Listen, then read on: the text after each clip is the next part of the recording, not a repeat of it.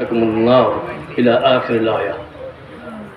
জাতীয় ওলামা মাশায়েখ আইম্মা পরিষদ আয়োজিত আজকের এই ওলামা মাশায়েখ বুদ্ধিজীবী সম্মেলনের মহতারাম সভাপতি ইসলামী আন্দোলন বাংলাদেশের মহতারাম আমির পীর সাহেবুদ্দিন চরমনাই, আজকের অন্যতম আকর্ষণ অন্তর্বর্তীকালীন সরকারের মাননীয় ধর্ম উপদেষ্টা ডক্টর আফামা খালিদ সাহেব সহ কেন্দ্রীয় নেতৃবৃন্দ, মুআজ্জাজ ওলামায়ে কেরাম, সুধী মণ্ডলী, সর্বস্তর ভাইরা, আমি আল্লাহ পাকের কালাম থেকে একখানা আয়াতের কিছু অংশ তেলাওয়াত করছি।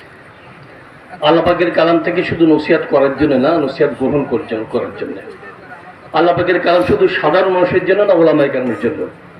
আল্লাহ পাক বলছেন, তোমরা কখনো জালেমের দিকে ঝুঁকে পড়বে না, জালেমের সহযোগী হবে না, জালেমের সঙ্গী হবে না। এখন আমাদের দেশের ইতিহাস হলো, মানুষ জালেমের দিকে ঝুঁকে পড়ার কারণেই ইসলামী হুকুমত কায়েম হচ্ছে না। ঝুঁকে পড়ে কেন? একটা হলো ভয়ের কারণে, একটা প্রলোভনের কারণে।